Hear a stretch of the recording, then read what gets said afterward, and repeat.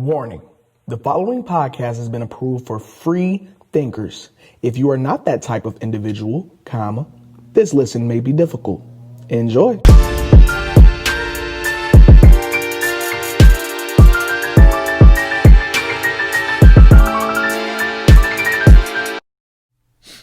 All right.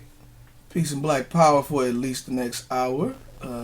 Welcome to the Fresh Juice Podcast. I'm your humble host, Juice. We have Brittany, Myree. All right, that's Big Cuz. Indeed. And this is the very special, I'm calling it very special because it's for us, JUNETEENTH episode. JUNETEENTH. Yep. And so, I want to start off, get right into things, and ask you, when or how, did you learn about slavery? And it's a two-part question. So. When I learned about slavery, I was thinking about that. It had to be in elementary school.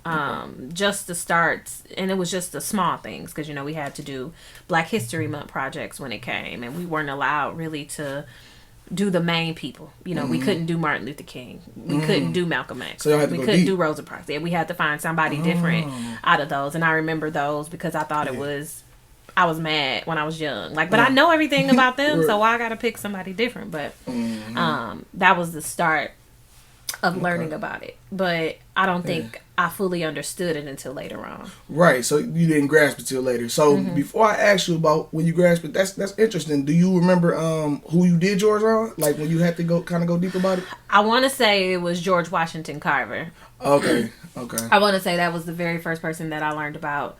Outside of the main three that they always teach us, because that was just I had to find somebody different in that, and I'm 33, so the internet wasn't really big, right? So you had to we had to do actual research as an elementary school student. Whatever was available in our teachers' classrooms really is what was the primary. So, but it had to be George Washington Carver, learning about peanuts and all the stuff that he did. That's what I'm about to ask. Do you remember any of them facts? Because I'm like, I know they told me he made peanut butter, and then I found out he didn't. Right. It was the more peanut oil, if I'm not mistaken. He did many things with peanuts that led to the creation of peanut butter. Gotcha. He did many things. All of the things that he did, I don't recall because I haven't done any research on him in a long time. But peanut oil makes sense. Yeah, but I think it had to do with peanut oil. Now, I'm not fact checking, so I don't know. But I'm pretty sure it had to do with that led to other things that other people stole from. But that's a whole, Right. Hey, listen. We could say it's a whole nother episode, but today that's this episode. You know what I mean? So for the first time, we're here for this. So. Okay, so before we loop around to that, so when you first grasped slavery, what was it like? Do you initial feelings, Like I said, I think it was around middle school. Okay. And it wasn't slavery, I think, that I grasped first.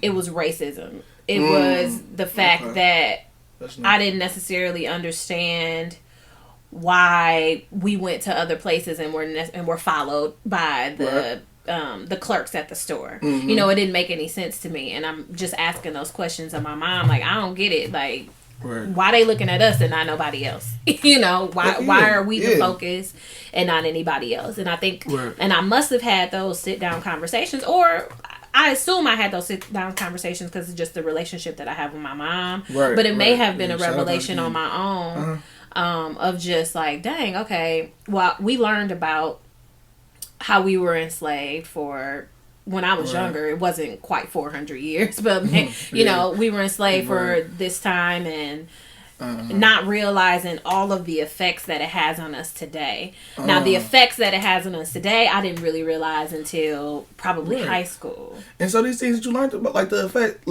because I don't know if I got that deep of an education on it, while I was in school at all. I feel like I got most of my slavery information once I graduated. I of course learned earlier and grasped earlier, but it I didn't know really what was going on until I graduated, when I had to live for myself. So so for me, it was probably high school. I went to Cass Tech. Shout out CT, fire up. Gotcha. But I couldn't get in there. It happens. So, I graduated with a class of 504 kids. Okay. It was 504 of us, or 509, one of those, graduating class of 2005. Gotcha. And we probably had 3 white people that I know of. Okay. And it was different for me. Yeah. So just realizing like, oh, like they regular. Like I didn't really necessarily see them as white. Right. But they were. But as I got older and I traveled, because I was in Mosaic Youth Theater Detroit, so traveling for singing, I had an opportunity to go to Africa when I was in 2013. Seeing, and I think that helped. Yeah. Going to Africa and seeing how they live, how they're viewed, how they view us. Was a different experience for me. Talk about that. Like, so, what did you, do you remember? Because I know that trip was a minute ago. I remember seeing them pictures. Yeah, it was a long time ago. So, we went to, I was 16 when I got the chance to go to Africa. Okay, nice. So this was 2013. I was 16. Going to Africa, we were there for 2 weeks. And then we did an exchange. 2013? 2013. You were 16? No, 2003. I'm sorry, 2003. Look, that was my fault. I was gonna say that. No. 2003. 2003. I was 16. So okay. So it was the experience in itself was different because I had never been on a flight that long. Of course. Yeah. So when I was younger, being in Mosaic Youth Theater Detroit, we got to travel a lot. Right. But the flights that we were on were maybe 2 hours, 3 hours max. Okay. This was a 2-part flight. So we had to travel from Detroit to New York, which was, I don't know how long that flight was offhand. But that was a quick flight, maybe 2 hours max, right? Yeah. Then we went from New York to Senegal. Yeah. And that was a 9-hour flight. So it was a different experience because... Not to be funny, all of the people from my shorter flights, like the stewardesses and flight attendants or whatever, they were primarily white. Right. When we went to Africa, we were on like African Airlines. Okay. So everybody was black. Yeah, I'm like... It was a black rand type of thing. Yeah. So I'm like, like, okay, they all look like me. They talk a little different, but, they all look like me, which was a different experience. Being on that flight for 9 hours, and that was an experience that I'm very thankful for that Mosaic was able to help to get some of us lowly kids from Detroit over to Africa for 2 weeks. And we get there, and it's... It was a different experience. Africa smelled different. Yeah. Africa looked different. Right. Being black, my family's black primarily. We got some sprinkles in there, but we don't, we don't spend maybe as much time as we spend with our primarily black family. Facts. But getting off the airplane and seeing literally everybody that looked like me. Yeah. And not seeing, and the white people were the minorities in this place was a different experience. Yeah. Africa was enlightening in many ways, like seeing people that looked like me, that talked a little different, because they spoke French and Wolof in Senegal where we were. They were teaching us things. The music was different. Their chords were different. Like it sounded different. Like their mesh of music sounded completely different than what I was used to singing. They're telling us certain things that we never knew about. We got to go on Goree Island, which is where part of the slave trade was. Goree Island. Okay, I got to write that down myself. Yeah, Goree Island. So when we went to Goree Island, there were statues. Do you remember how it was spelled? Goree, I believe. Goree Island. Okay. So Goree Island. We were there, and when we got there, there were statues of... There were brown statues of people in chains. Whoa. And I mean, they're huge. Whoa. I mean, ginormous statues. Like when I walked close to the statue, I was probably at the calf. Like they were huge statues, and that was the immediate feeling. Like, damn. Like, okay. And I'm 16, and I'm like, serious business off top. So this is where slaves were taken. Yeah. So we were on Goree Island, and we went to where the slave auction site was. Mm-hmm. And it's this place where, and I have pictures from, when I was 16. There's pictures of, there's stairs on both sides of this building. Okay. And there's a middle section. And at the top of this section is where the auctioneer was. Oh, where he auctioned off the slaves to be sold. Wow. And we all stood there and we sang because I was with a choir, and we sang. I think we sang "We Shall Overcome" on the staircase, and we had maybe 2 white people with us that traveled with us that were in the choir, and it was the most. I can't even have the words for the feeling that we felt when we were there. Yeah, everybody crying, sobbing, because it was a miraculous thing. But there was one thing that I remember. They actually let us tour the cages where they stayed. Yeah. Now, mind you, we're all teenagers, right? So I'm in my best shape. Okay, I'm probably a size 8. So okay, skinny. You know what I mean? Put it in perspective. And they put us in. They said they had 10 to 20. No, I think it was more than that. They had, let's say, a random number, 50 people in these cages at one time. Mm-hmm. We're teenagers. Right. Only 2 of us could fit at a time. Wow. Only 2 of us could fit at a time. And they had grown people stuffed in these cages where I couldn't even stand up. Like, I was huddled in it, and it was no more than 2 of us could fit at one time. And they're at the top of the auctioneer area, also where the cages were, there's a door. And at the top, I can't remember the French wording, but I have a picture of it, but I can't recall. But it's called Door of No Return. Okay. That's what it was called. You open this door, and it literally shows you, it's the ocean. It's the ocean and rocks. Right. This is where the slaves were pushed onto the boats from. Yeah. And many of our ancestors jumped to their death because it was rocks right there, and they didn't want to be captured. Right. And then some were just put on the thing. And it was scary to me because of how beautiful it was. Damn. Looking out at this door of no return where people literally did not return, and they just took and they took us and left, and took us to America or whatever, or wherever else they took us, you know. And it was beautiful. I initially opened the door and I was like, well, I didn't open the door, somebody else did, but it was so beautiful. The waves were beautiful, the sun was beautiful. It was a beautiful smell because we're right off the ocean. It was a beautiful feeling because the cool breeze from the hot air in Africa. And as beautiful as it was, this was some people's last view of their country that they were born and snatched from. And that to this day still stays with me because I'm like, the beauty in the death, the beauty in the scaredness of other people. And this was such a beautiful sight. And it was some people's last sight.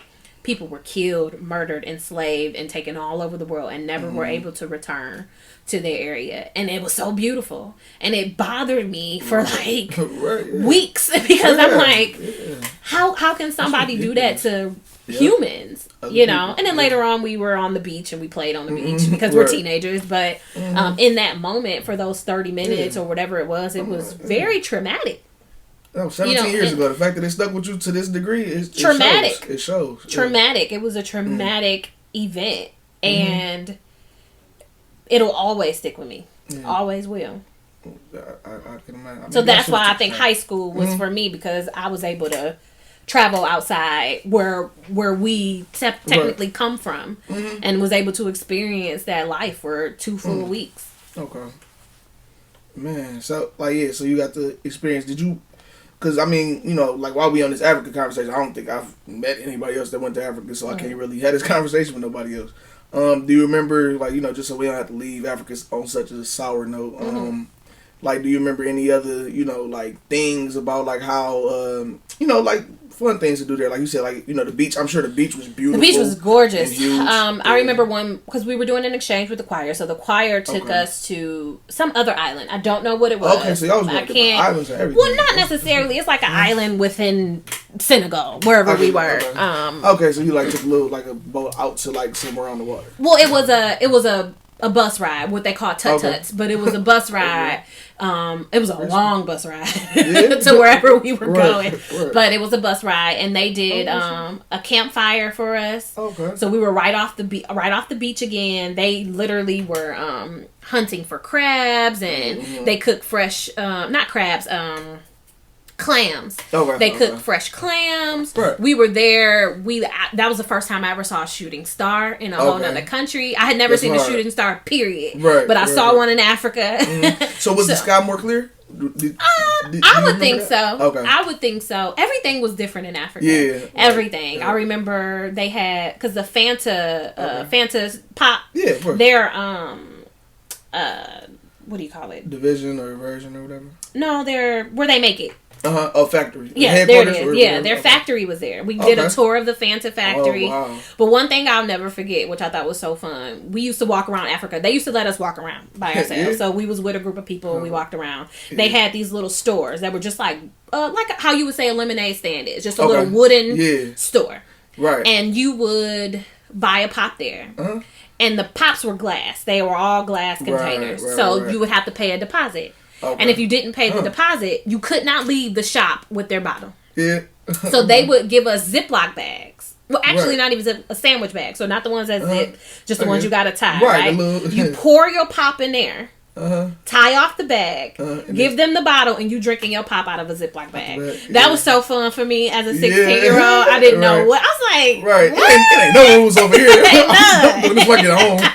And it was other things where we had to learn how to navigate through Africa because it's predominantly a Muslim country. So they were doing their prayers, and they would do their prayers over the loudspeaker. So everybody would literally stop where they were and start to pray during the times that they prayed. Now, most of us from America weren't Muslim, so I didn't know how to navigate that because they were literally stopping in the middle of the street or wherever they were. They would be praying because the music, the prayers would be coming over the loudspeaker. So I remember one time it happened, and I was like, I don't want to walk through this. Like, I don't want to be disrespectful and walk through this. But our host brother, which is one of the guys that took us around, he was like, no, don't worry about it. Okay. They understand. Just go ahead and walk. Go ahead and go home. They focused. While I'm staying. He stayed and did his prayers, and he was like, y'all go ahead. Y'all know the way. So Africa was a beautiful place. Beautiful place. I didn't know they had red clay, like red dirt. I didn't know Africa had palm trees. Okay. It was an amazing experience to be there. Sound like it. I'll never, ever, ever forget it. Ever. Even though I got sick. And I was sick for like a week out of the 2 weeks that I was there. Oh, I was about to say, while you was there? Yes. Wow. But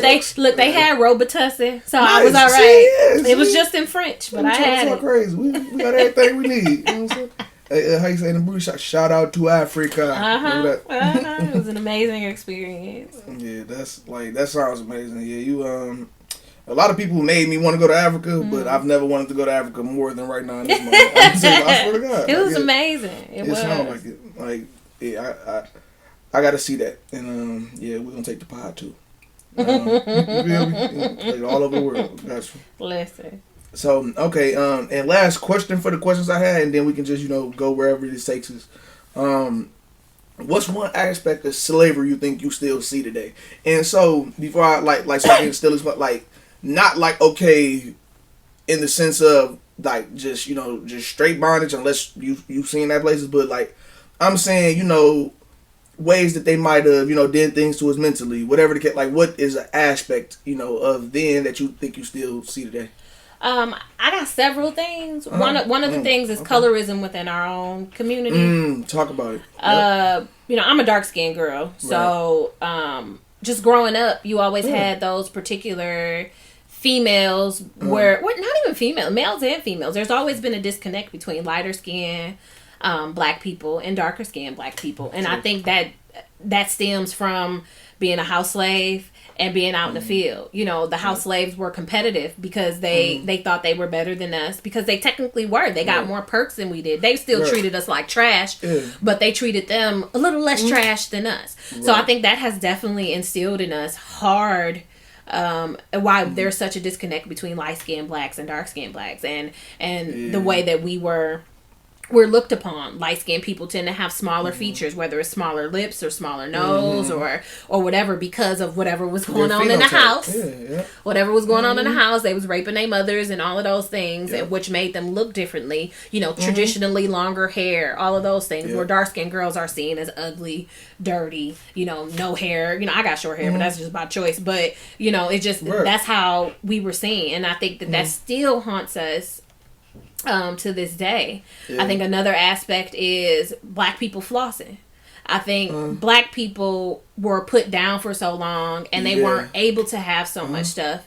And because they weren't able to have so much stuff, now black people are like, oh, I got this and I'm going to show you that I got it. I got this and I'm going to look the part. I'm going to buy everything that I can to show you that I'm better than you. And not even realizing that that's what we're doing. Not even realizing that because we weren't able to have so many things when we were enslaved and when we were free. After that, we weren't technically free. We still had to prove that we were better than the last nigga, so that we can have more than what the last nigga had. And that includes us standing in line for Jordans. That includes us rocking name brand clothes that nobody really gives a fuck about. That's all of those things. Materialism that we really use to impress other broke people. We're using it to impress other people, and it's unnecessary. Impressing other people that don't have money either, and we don't even realize that that's what we're doing. Yep. And what's sad is until somebody does realize it, it's either they've already did more than their share of flossing, so nobody's gonna want to listen to it. They're like, man, you already got it. Nigga. Like, I don't want to hear from you. Like, you already lived it. Like, I'm trying to get how you would. Or it's somebody that was never really into it, i.e. kind of me, because like, you know, my dad didn't give me a lot of name brand stuff growing up. You know what I mean? Like, I was a Burlington, you know what I'm saying? Kmart, and I'm the same way. I don't care about that stuff. And that's the thing, because of how we were raised, we grew up to understand why we didn't care about. Like, you know, at the time, I was pissed. You know what I'm saying? Like 100%. You feel me? My son is furious right now. right. But look, hey, tell him get that job. You know what I'm saying? Like how we had to. Like, you want name brand stuff? I just found out I'm gonna have to either work with pops on this construction, or I'm gonna have to, you know what I'm saying, take care of these kids in the summer at the summer program at Tri-City for the church. I'm gonna get my Air Force Ones however I get them, but everything else I had to, you know what I mean, just eat that. And so when I graduated, you know, I wasn't materialist. I get to college and I was still wearing stuff that I bought in high school. You know what I mean? And I'm like, man, this is kind of great. You know, like I'm smoking weed too, so I'm like, all right, like everybody hitting the mall when they get their refund check. I'm just sitting on it. You know what I'm saying? Paying my rent up. You know what I'm saying? Smoke a little bit, and I'm good because you know, like you said, like, you know, that was how we were kind of guided. So I do understand, you know, if somebody never, you know, was limited, you know what I mean, by their parents, like, you know, what type of taste they would have. But like I said, like a person like me that never was into it, I can't really say, hey, yeah, we shouldn't be and that's why I'm just bringing it up, because I'm the type of person that's, you do what you do. As long as if it's working for you, it's working for you. True. But realistically, that's why we do the things that we do. Right. See, you know? Exactly. So, for instance, I know some people that are good at fashion. I know people that dress well. If you dress well, that's different. You know what I mean? Like, if you're just into fashion, that's different. But like you said, most people that we're talking about aren't into fashion. They just want it because it's because of the price tag. And that's what's crazy. So that's another way. I think the school systems are still trash. I'm having debates with people right now. Like, we live in my kids they're 14 and 15, so they're both, one will be a freshman, one will be a junior next year, and we're in a predominantly white area. Talk about and not only when they went to their school, the first question I asked was about diversity. Okay. Tell me about your diversity. Yep. And the nice little white lady was like, we don't have, and I was like, God damn it. Yeah. But I'm still choosing to send them there. Unfortunately, they are the only black kids, primarily. There's probably a handful of black kids, and some of them aren't even fully black. Right. You know, some of them are mixed. In middle school, so they might only have 1 or 2 classes with these kids anyway. Out of so 5 or whatever they got. You know, so you have that. But I wouldn't send them anywhere else because the school district is better for them. Yeah. They're learning better. And that's what's crazy. Exactly. Because we're only about 50-something years removed from desegregation. Right. Because the Ruby has only been... She just turned 60-something. 65. Okay? So that's it. I'm like... And she was the first person to be integrated into... to the desegregation of school. One just turned 65. That's it. Yeah. That's it. Yep. I was tripping when I seen that. I was feeling exactly. Yep. You know, so all of these things, redlining, you know, black people not being able to get loans to move in other areas. You know, you have those things that are still affecting us to this day. And then I've had conversations with white folks, and they like, well, how do you know that minorities are even applying to these schools? How do you know that they're not? Because you don't have access to that information. And if they aren't applying, why the fuck aren't they applying? And it makes them feel better to think, you know, that they always have to have some sort of reason to why, you know, blah blah blah blah. And that's the same thing with a lot of black folks are like, you know, black people killing black people. But the truth is, first of all, you kill where you live. Crime happens where you live. And then white people bring black on black crime, which doesn't exist, by the way. Black on black crime is not a real thing. You kill where you live. Because if it's a such thing as black on black crime, then there's white on white crime. There's Hispanic on Hispanic crime. There's Asian on Asian crime. And that's where I am. I believe that, like you said, I do believe, of course, you kill where you live. Like, if your neighbor is blasting music, you know what I mean? Like, you know, y'all get into it and y'all have problems for years or whatever. Animosity builds up. Somebody kills somebody. That was because y'all lived Hatfields and McCoys. I don't know if people ever heard that story, but they should look into that. But the reason I do believe, you know what I mean, quote unquote, black on black crime, like you said, everybody kills, you know what I'm saying, in their own race. So I believe it's black on black crime, there's white on white crime. There's you know what I'm saying, everything and that's on one of the everybody things crime. that I bring up. Like, if you're gonna say that it's black on white crime, then you have to say that there's white on white crime. Right. And you have to say that there's white on black crime. So like, I don't like when people try to exclude that and say that, like, they try to bring that up to discredit. Right, to discredit white on black crime. You know what I'm saying? When it happens. Or police on black crime. Or it's police like they on forget about mass crime. shooting. You know what I mean? They forget about serial killers. And so that's where it balances out, right? Because white people, most white people, you know what I mean? I'm not, you know, gonna generalize too much, but most white people live in areas like you're talking about.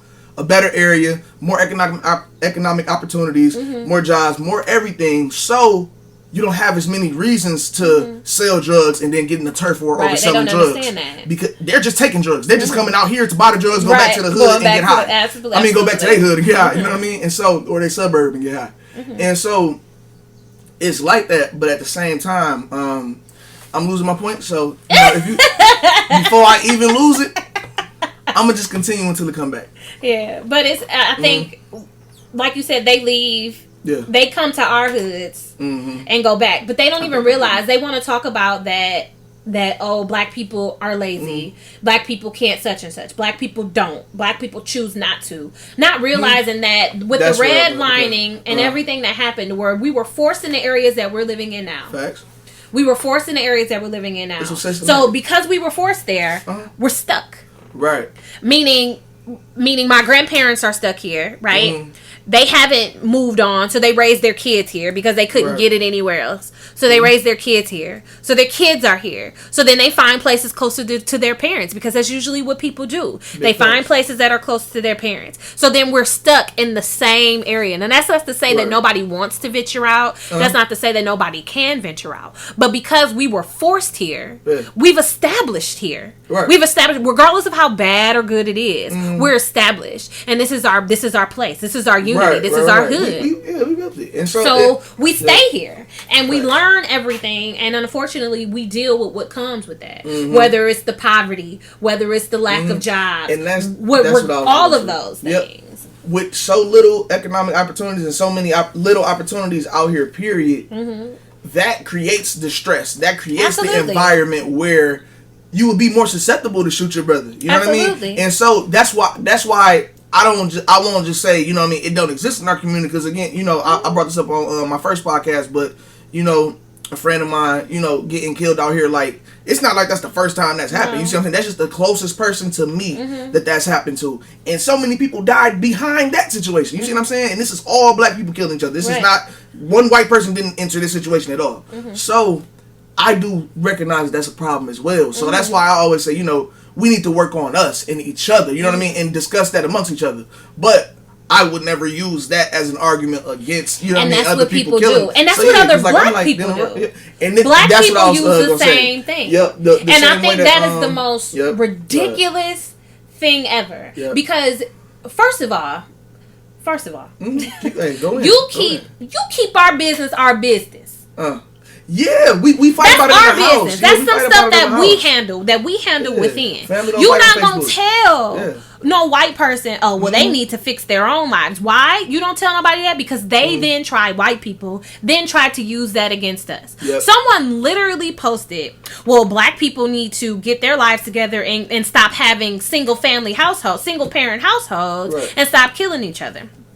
I was watching something and I can't remember her name right now, but she said, and I posted it on Facebook, so maybe I can find it. She said, white people having the conversation on whether black people are worthy of life is the epitome of white supremacy. Yeah. And the conversation should stop there. Yep. Anytime one community gets to discussing another community and what they should do and how they should carry this, that means, one, you think about the other people's communities a little too much. Like you should just take that to the black congressional. The caucus. Yeah. You should as a white person just take that to them the NAACP. Hey, y'all should talk about this. That's what you should be doing. If you care that much, you should be trying to join some type of organization on some Rachel Dolezal shit. You know what I'm saying? Like, but outside of that though, like that means, if you had the opportunity and you could make the decisions, you would just make decisions for whole groups of other people and say, this is what this community needs. You know what I'm saying? What, a community you've never stepped foot in, a community you've never lived in, you say, I'm going to make some laws for this place and I'm going to get this place together. Not knowing even what they need. You know what I mean? Yeah, and it's such a hard situation because they say all of the things that they say and what we need to do and what we should be doing and how they just pulled themselves up by their bootstraps, not realizing that our boots were filled with fucking cement and we can't go nowhere. Talk about it. We aren't allowed to own, we weren't allowed to own shit, and when we had our own shit, they took it. And so this is where I was gonna get to. I just had this conversation yesterday with somebody, somebody black. We was talking about how black people don't handle our money well, things of this nature. And I'm like, I always hate speaking in big general terms like this because it's. Black people are 14% of the country. That's 14% of almost 380 million people. I don't know the math on that, but that's a lot of millions of people. You feel me? So you can't just say blacks do this or that they do. So we can say it's not praised in the black community to save money. We can say that, like we can say like in general, right? In the hood, we can just talk about the hood. In the hood, it's not valued to save money. It's valued to get money. But it's also fast. It's also valued to blow that same money fast. So it's a and that's why I'm very thankful for our parents and grandparents that we have because and that's where in my household, my mama was very adamant. She's the most frugal person I know. Talk about it. My mama was very adamant about saving money. She was the first person to teach me how to write out a check. She was the first person to teach me how to balance a checkbook. She opened my first bank account. It was important. And even with Pops and Granny, even though we've never had those financial conversations with Pops and Granny, every birthday, I don't know if you were old enough to get them, but we would get those little, they would go to the bank and get us, it was brand new money that you used to peel off. It was new printed money. New printed money they would get us every year for our birthday. It was probably like $25 at once. 25 ones, crisp, and a little leather pouch, and you get to pull each one off that boy. Brand new money. See, I never got one, but now I'm talking to no problem. I don't even know if they do that anymore. Listen, I don't even know if they do that anymore. They will. But, I got you by some years, 10 years, but I don't even know if they do that anymore. But that was something that they always did. That was Christmas. That was Christmas and that was birthday. Even if it was just a small little token. Here's $25. Brand new money. I never seen brand new money that was still connected to each other. Like it still had the glue at the top and you just peel each one crispy that they got from the bank.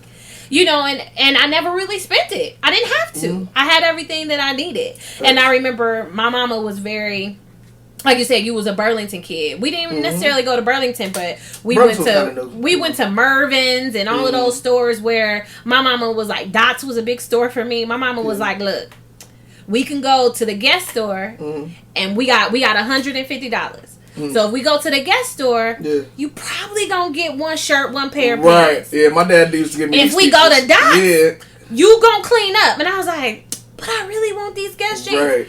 It's up to you. Just understand that what you could be getting You know, quality versus quantity. You know, because it's not really a difference in quality of these clothes. You know, and she was like, "What you want to do?" I was like, "Well, I want more clothes. I don't just want one outfit. Obviously, I want the more stuff." And then I go to the store where I can get more stuff. And I mean, I cleaned up. Of course. 10 pair of pants, 12 shirts. And then you put your own outfits together, so you're getting creative. Absolutely. You're not just playing off the name, bro. Absolutely. Exactly. And I think that really helped me financially. You know, with me just being financially responsible as I got older. Now, in high school, I was working and I was making like $7.50, which was more than minimum wage at the time. Of course, there was some stuff that I blew, but she was like, you know, whatever you save for your car, I'll match it.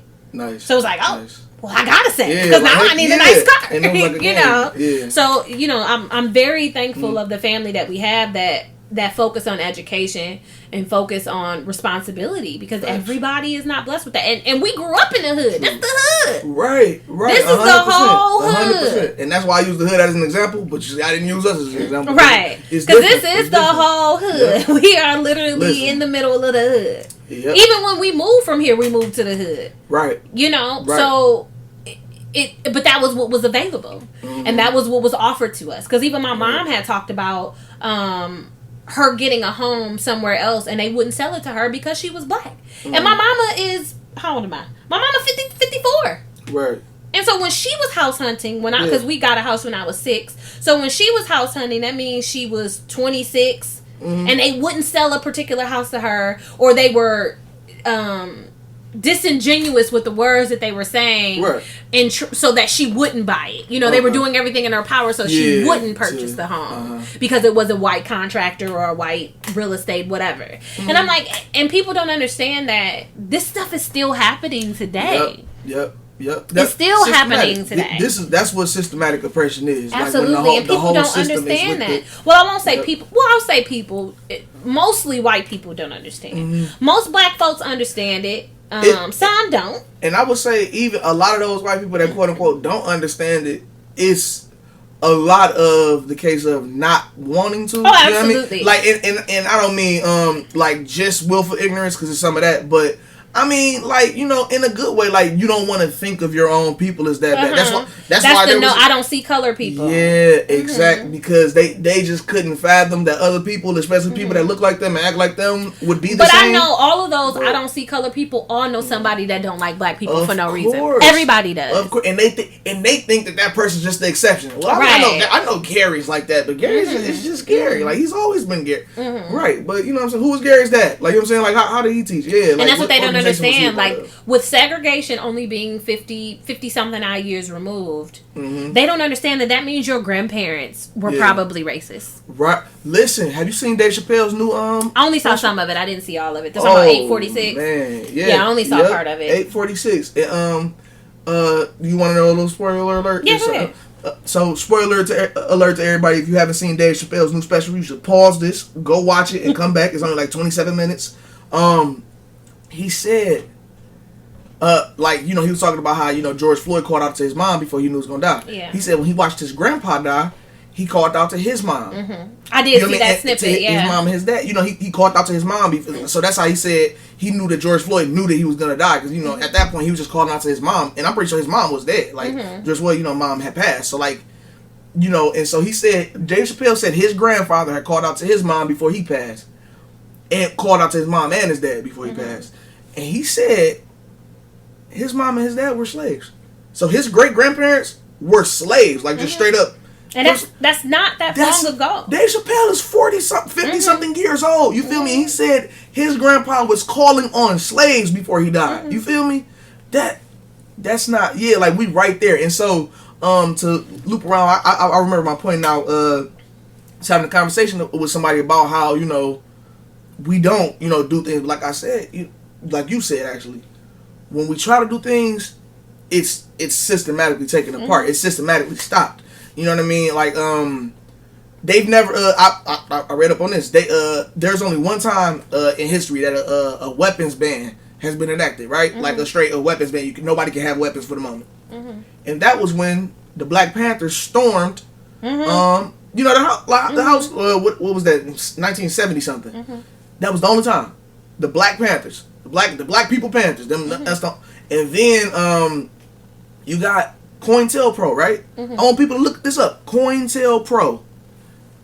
They created that just to stop the civil rights movement. You know what I mean? Like they got John F. Kennedy out of there with it too, but like the people in COINTELPRO were the ones that shot Martin Luther King, infiltrated the Nation of Islam to kill Malcolm X, smothered Martin Luther King in, you know what I mean, in the hospital. That's the thing. Most people, if you ask how Martin Luther King died, they'll tell you he got shot. You know what I mean? But they don't tell you that he was on life support and somebody came and smothered him with the pillow, and the CIA was convicted of doing this. You know what I mean? Like they lost the case. This was in like the 90s, and so that's you know, we don't hear that stuff. So when we look around at just our present state, we don't take into consideration history. That's also why I feel like.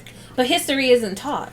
I feel like history is intentionally taught in school in that boring ass, whack ass way, in order to get us to not, you know, be into it, not research, not really researching, not really, you know what I mean, like not the first settlement. Let's call that the first massacre, that was the first, you know what I mean, genocide. Like so, you know, even if you think about the fact that we learned about the first Thanksgiving and 99% of it was lies. You feel me? And to this day, a lot of people still hold that up, like, oh yeah, you know, the Pilgrims and the Indians had a nice thing. Like, no, you feel me?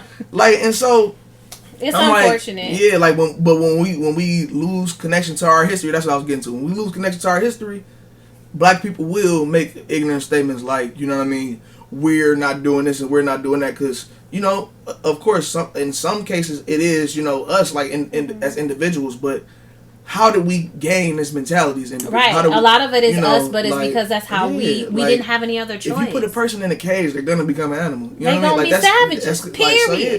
And so, you had said something about Ridge, about how this is the hood. I haven't talked about this before, and I didn't know when I was gonna get an opportunity. So I'll just say this: when I first got to college, right? I don't know if I've told you about this.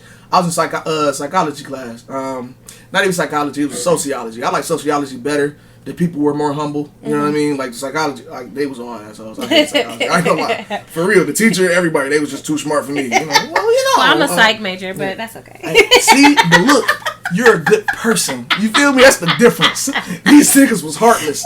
We ain't even about to get into it. But look, that's funny though. That is what my degree is. right. Psychology ain't it. Well, you know, that's what I do. It's fine. You know, it's cool. It's good. So, you know, you're supposed to comment this. You're supposed to comment that on the video after I go all the way in about it and be like, yeah, what he don't even know is like, yeah, all that. So, I tell my you know, sociology teacher, like, you know, I'm telling her something. You know, in college you always, you know, giving personal stories and stuff. You learn that. And so I don't even remember what I was telling her about, but I'm like, yeah, I'm from River Rouge, because we were talking about pollution. I'm like, I'm from River Rouge.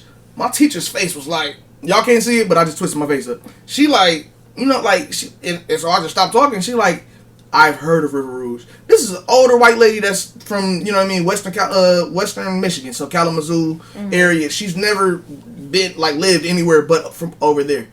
She knew about, you know what I mean, Rouge. This small little city. There's nothing here. and you feel me? And what I found out, what she said, she was like, I think, like, because at that time, I had told her, you know, we were the third most polluted city in the country. I had found that out. Well, we graduated to number 1. Really? This is the most polluted zip code in the entire country. And so, when I think about the fact that this is where I grew up, and people from Rouge, I want y'all to comment on this. When I grew up, I had an inhaler. Do you remember that?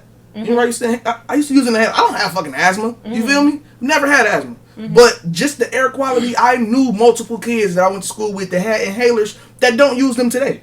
You feel me? We were just too young for our little lungs to be breathing this bullshit.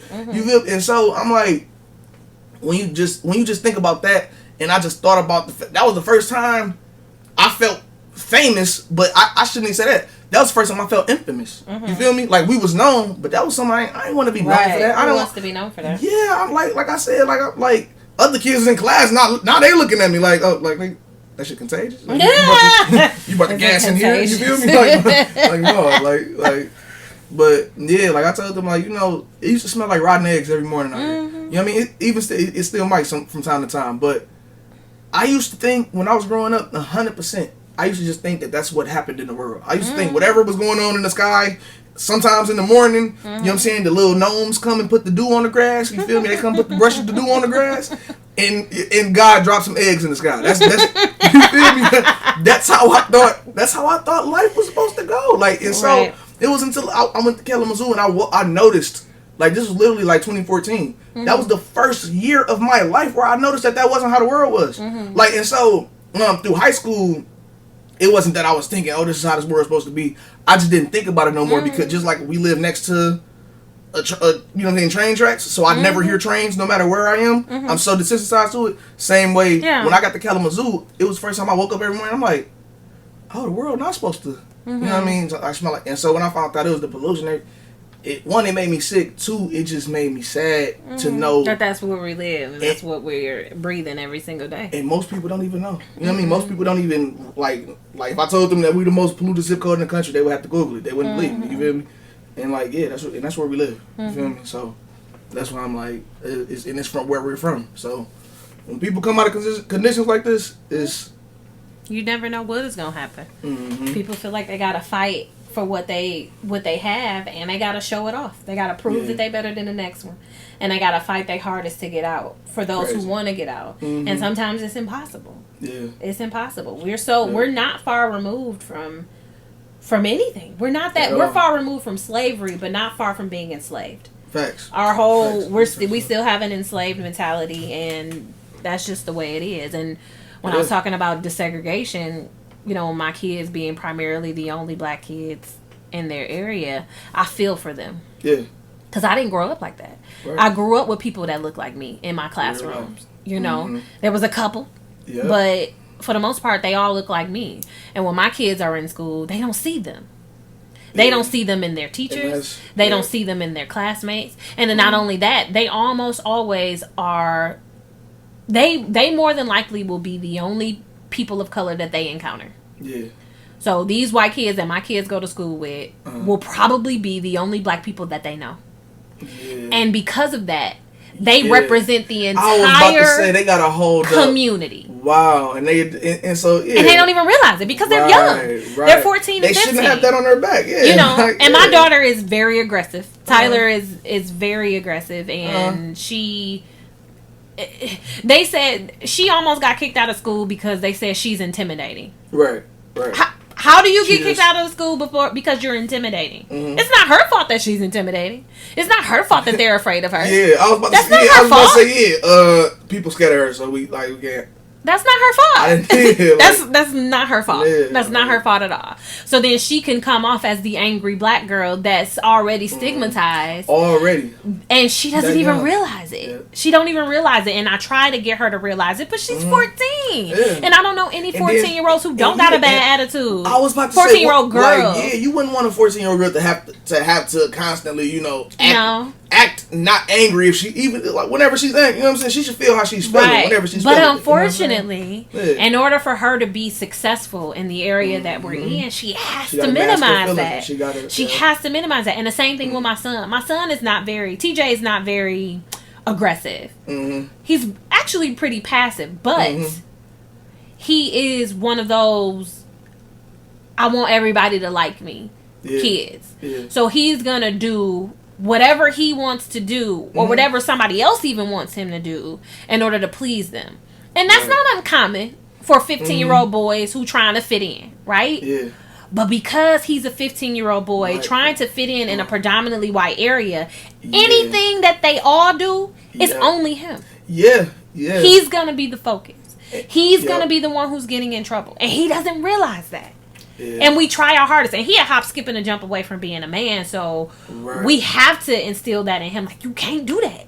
You can't do what your friends are doing. You can't please them. You have to. You can't make the same mistakes that they making. Right. You just don't have that luxury. Now, Tyler has a little bit of wiggle room because she's a female. Now, she's still oppressed. Don't get that wrong. Right. But she has a little bit more wiggle room because she's a female. He has none. They call the cops on that. Quickly. And he doesn't understand that. Yeah. You know, he don't understand that he understands that he's different in color, but maybe not necessarily different in how he will be judged. And how this and how he's judged and how he's seen. Basically, the rules is different from him. That's just what it really boiled down to. And we force it in his head every day, and he probably don't want to hear it, and he probably blanking it out, but we have to. Definitely. We have to. Definitely. We have to prepare him for any other things. You know, boys do stupid stuff. If he goes to the store with his homeboys, which are gonna be white, because that's where we are. If he goes to the store with his homeboys that are white, and they take some shit, or they coerce him, or he is voluntarily stealing some shit, right? Because his boy's doing it, so I'm gonna do it too. You know, when you walked in the store, they were already looking at you. Right. When you walked in the store, they were already looking at you. And maybe not even intentionally because you were going to steal something, but because you look different. You're different than your boys that you with. So you stand out anyway. All the way up. Period. You know, and he don't understand that. I'm like, you got to be better because they already see you. They already see you. And he don't get that. And it's hard to instill these things into 14 and 15-year-old kids because they 14 and 15-year-old kids, and they've been predominantly, and their entire school career has been in predominantly white areas. So that's what they know. So what do you do? Now they always around us, so they know what it means to be black, and they realize racism. Tyler had a fit one day because she got in trouble, and she like, I don't understand. I feel like they being racist towards me, and I don't get it. And I turn around and nobody looks like me. Nobody's here to represent me, and I'm here by myself, and they don't understand that. And they want to tell me that I'm being this and I'm being that when I'm not.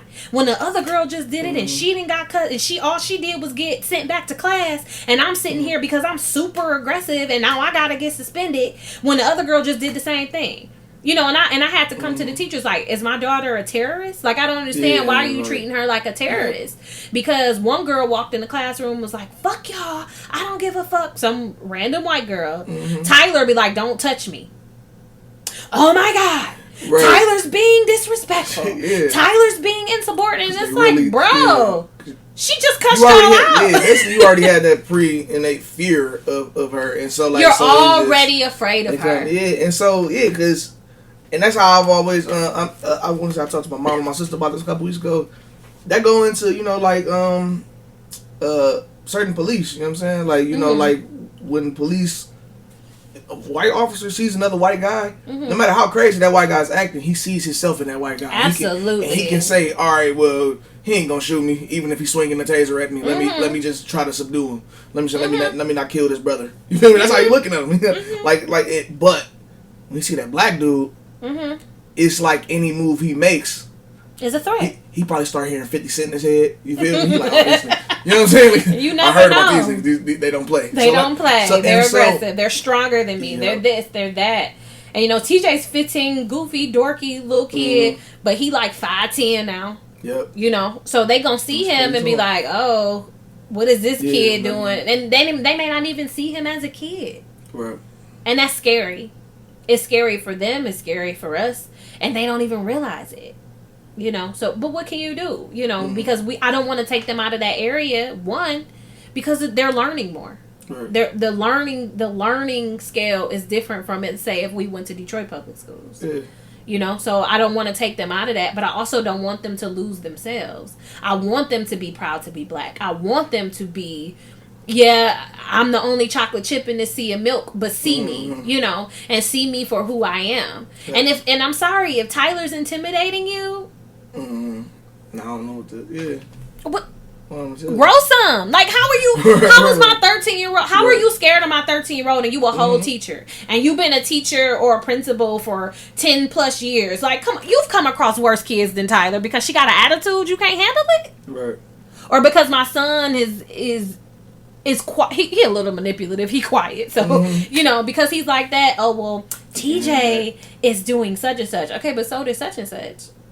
So why he's sitting here and not this kid? Yeah. Well, we know his family, and it's also the little innate things. TJ is a wrestler, right? TJ and Tyler, they both wrestle, which is a whole nother topic because they're almost always the only black kids in the room as well. And because wrestling is not a predominantly white sport. I mean, predominantly black sport. An episode about wrestling. Yeah, that's fine. About that whole world. But but going to school, right? TJ got in trouble. He had to do an after school activity.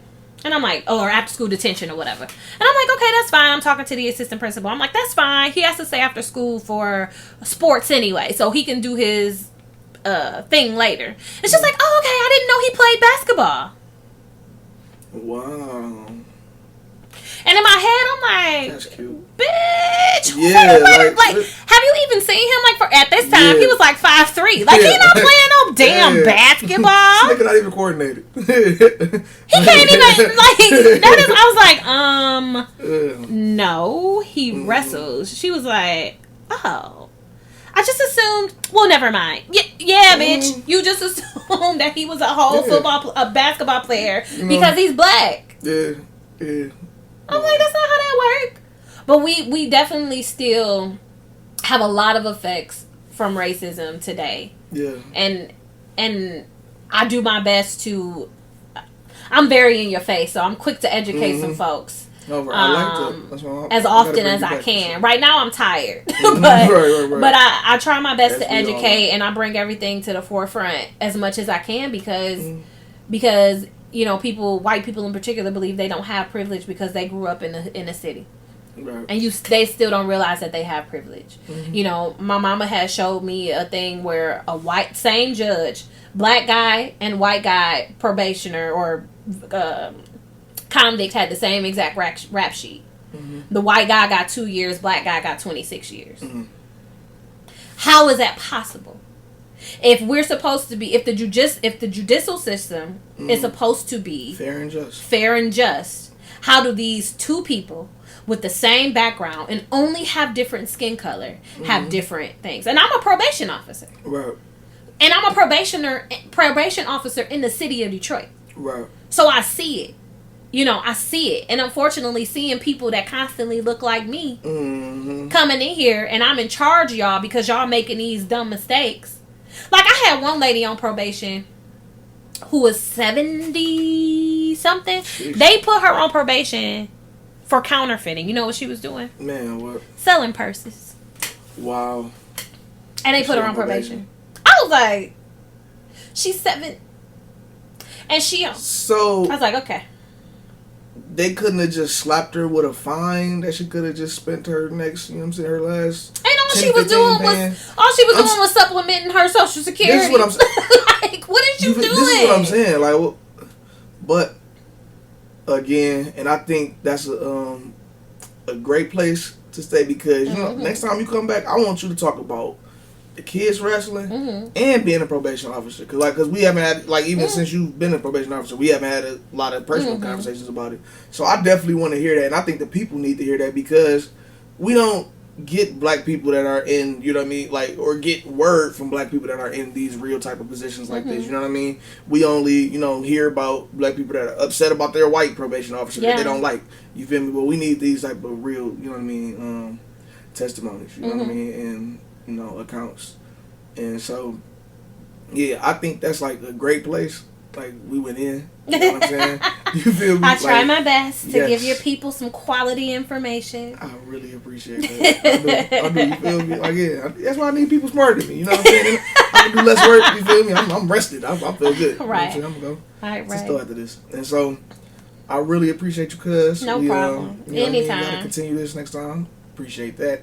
And, anything else you want to, you know, do you want to plug your social media, anything like that? Not just yet. Maybe we'll do that on the next one because I gotta get my music together. But just sure. If there's any questions that y'all have to me, you can put them. You can give them the juice, and you know, just you can go from there, and then he'll relay those to me, and anything that you don't know that we talked about, look it up. Because one of the things, I'm going to look up something that you said, what was it? What'd you say?